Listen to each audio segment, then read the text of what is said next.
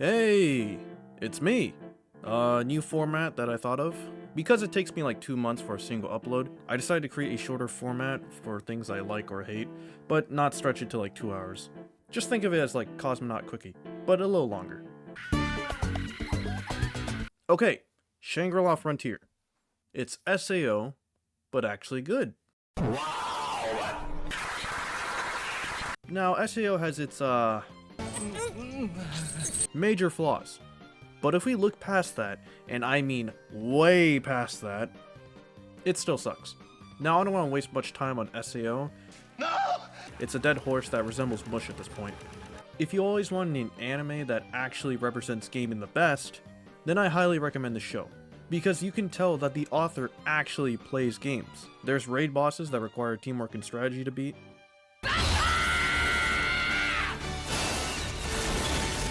Players abusing game systems and bugs to their advantage, and there's even speedrunning in some parts.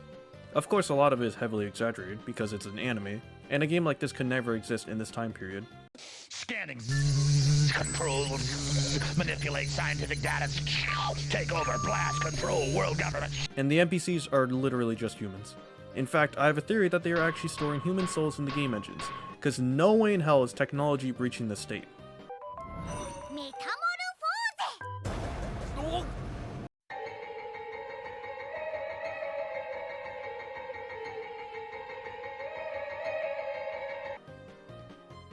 Oh no. Now if you need any more convincing, look at this guy. This is the main character. No bland black hair looking ass motherfucker. We got a goddamn Birdman as the MC. And when he puts it on, it literally morphs with his face. There's a fucking fly.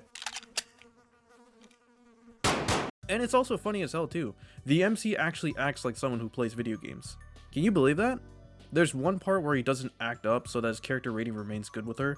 And I know a lot of players can relate to this, especially you Persona players. And no, he's not fucking the rabbit. There's also a guy who picks a girl character. I don't even need to say anything else about that. There's no weird ass drama too, like being threatened in real life. It's just a show about a dude having fun in a cool ass video game. And you know what's even cooler? The dude actually plays other games too. I'll explain this a lot more later, but it's honestly one of the best parts of the show. It's also really well animated, which I was really worried about, to be honest. Since the art in the manga is just... Oh, that's that good shit!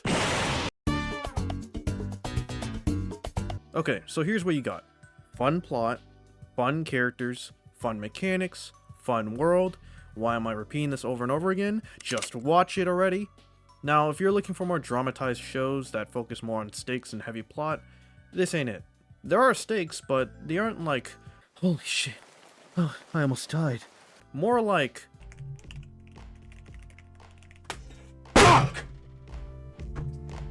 I mean, there are some actual stakes. For example, NPCs are so realistic and attaching that if they die, that's it, they're gone. But as far as dying in real life, yeah, there's nothing like that. Now here's the difficult decision on watching the anime or reading the manga. Honestly, it's up to preference. As I said before, the manga has some of the best art I've ever seen, and I can really only describe it as beautiful, yet so hype at the same time. The amount of detail that goes into like each panel, especially the big ones that, you know, the whole chapter is like leading up to, they're some of the best manga panels that I've ever seen. Some panels are just that powerful to look at that you can almost feel a blade striking through you. Which might be heavily exaggerated, but trust me, that is literally the closest feeling I can describe it as.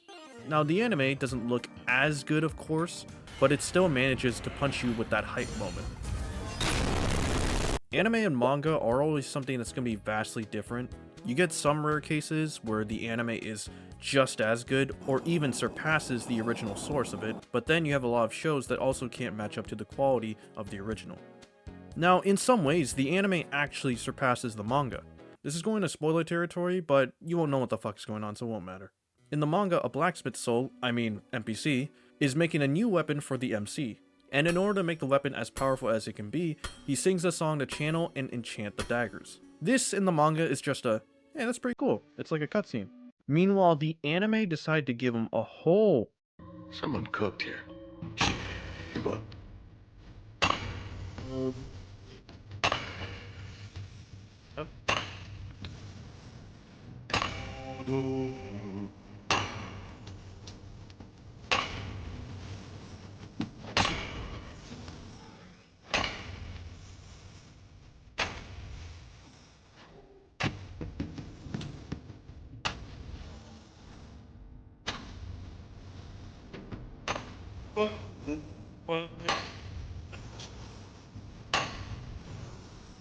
Now, if you're not convinced for whatever reason, I'll explain the MC, Sunraku, a bit more, and also the whole playing other games part. After all, the MC is one of the most important parts of any show in general. If you don't like the MC, you're probably not going to like most of the show. So then, Sunraku, or Rakuro Hizutome, is a high school student in his second year. It's currently his summer break, and his hobby is playing games, but not just any type of game. Absolute trash video games. Know your fucking place, trash. Games that are so bad, it's good. The type you see when you pop into a Moist Critical stream and see him playing My Grandparents' House.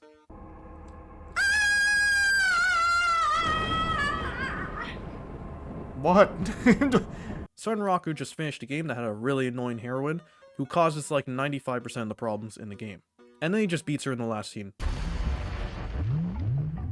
It's kind of like in GTA 5 where you knock out a random civilian for just like looking at you funny. Prepare thyself. However, he gets tired of playing these trash games. So the store owner gives him the idea to try out Shangri-La Frontier, a game that is recognized as one of the best in the world, with over 30 million players who play it in VR. If Sunraku can recognize a bad game that is so bad, maybe he can recognize a good game that is just that good. And just like any Souls player, he makes himself look really stupid. So that was the synopsis in case you're too lazy to read one chapter or watch 5 minutes of the anime. It's mainly about Sunraku like discovering the world of Shangri-La Frontier and its mysteries behind it. And while there does seem to be some sort of real life plot going on, it's put on the back foot, which I hope it continues that way, because I'm getting some real PTSD right now.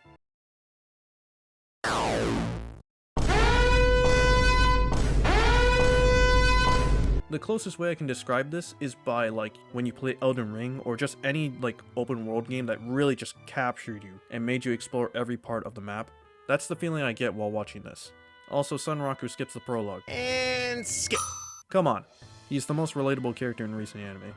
Hold it. Just a little cut in because while searching for videos on the show, I found some pretty dumb comments that tell me they either didn't watch it or they just don't pay attention. Like Sunraku being OP or being like Kirito. What the fuck?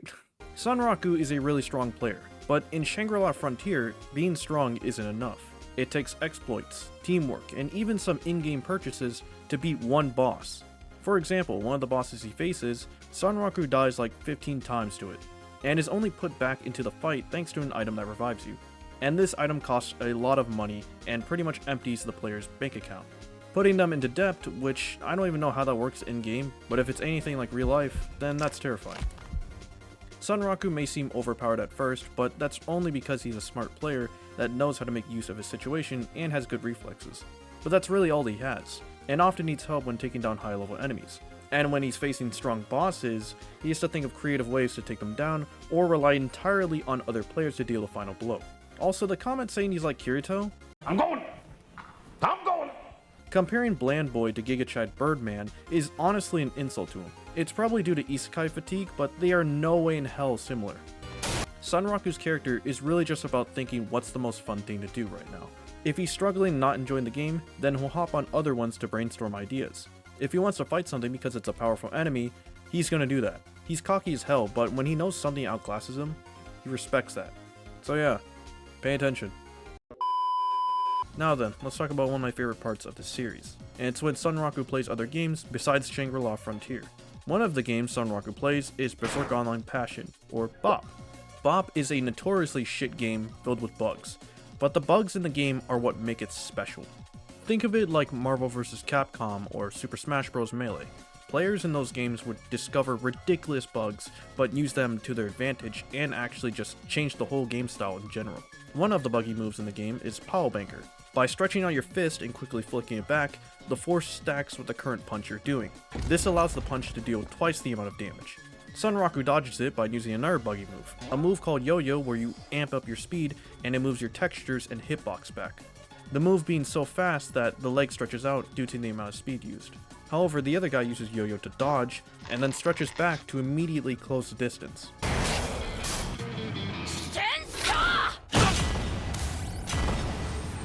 It really does give that old fighting game feel that you've seen in like all those esports clips. There's even one point where a player discovers a new bug move and they get to name it, much like many of the other moves in other video games. Like Wobble's Ice Climber technique, where you make the enemy so mad that they start screaming at you.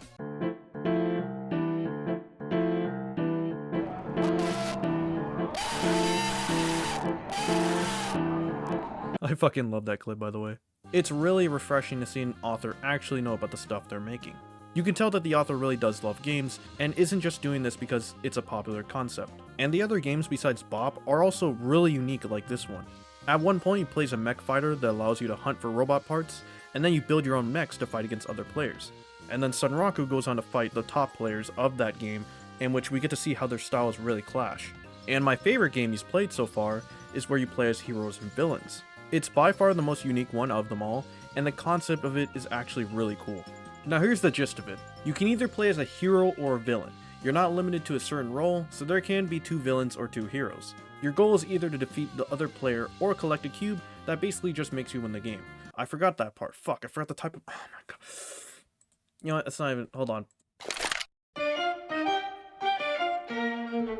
There are 2 to 3 rounds, and the arena is a city with tons of pedestrians around. Now here's where we start to get into the hero and villain part. You have a super meter. The super meter allows you to use character abilities, but here's the catch. Villains have to destroy everything and basically cause havoc in order to gain meter, and heroes have to save and help people to get meter. Now what I've told you is a pretty simple concept on paper.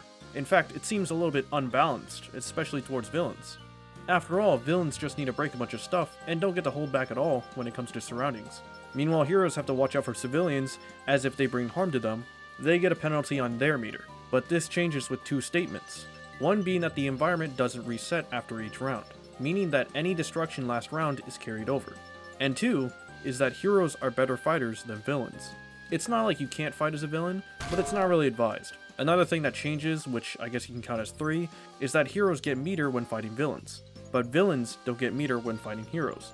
So to sum it all up, the game actually tips to the hero side if they get into the late game, since eventually heroes will run out of things to destroy, which could happen by civilians evacuating or buildings already being destroyed.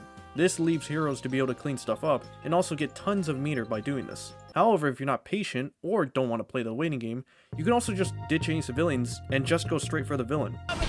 Since once again, heroes are better fighters than villains. There are some that can hold their own, but most really can't. So now it seems like heroes have the overall advantage, but at the end of the day, how you win is how you use your brain. And once again, all villains have to do is just destroy a bunch of stuff, and they get meter. So if a villain can set up points on the map where they can conjure up a lot of destruction, and then move on to the next round, then they can get a massive boost in meter at the start of the next round. Maybe even get to max meter, where they get their super. So now they have the advantage, and it's just so cool because it opens up so much strategy. If you're confident in your ability to fight, then you're better off playing as a hero and immediately try to find the villain to rush them down. Or if you're not confident in fighting, just let the villain destroy stuff so that in the later rounds, you'll be able to clean it all up and gain more meter. Since while environment carries over, meter doesn't. And you probably forgot about the cube, because I did. I had to write this part in because I got sidetracked by all the other cool stuff. You stupid bastard. The cube also opens up so many other ways to win, since if a villain is too busy blowing shit up, or a hero is too busy saving people, the other could just go for the cube. Or you can bait players into using the cube to go do whatever you want, or even get a sneaky hit on the player. Bottom line is, there's so much that goes into just a side plot in the series. All this shit I just said has no effect on the plot except for like character development. It almost has nothing to do with Shangri-La Frontier, and the parts that do either don't matter right now or are pretty minor. There are so many hype moments that happen in this arc that I've been holding so much back from saying. And honestly, I would take this game being real over Shangri-La Frontier. I mean, I say that, but Shangri-La Frontier is literally just another world, but like way cooler. But I do think I would play Galaxy Heroes more. And hey, if you're a nerd who doesn't like cool drawings, or you want to catch up with the full series since the manga isn't up to date yet with the web novel, you can just read it. Okay, that's all I have to say for the series. It's just awesome. If you like this video, then feel free to subscribe to my channel. It's free, and if you don't like my later videos, you can always unsubscribe. I'm currently working on a Mirror's Edge Catalyst video, by the way. Still working on the script, and I suspect, actually, I know it's going to be over an hour long. This might surpass Dredge in terms of length, and I'm terrified of the editing process. In the meantime, I'll release these quickie videos that should really take me like a week or two to record and edit. Yeah, that's all for me. Just get it over with.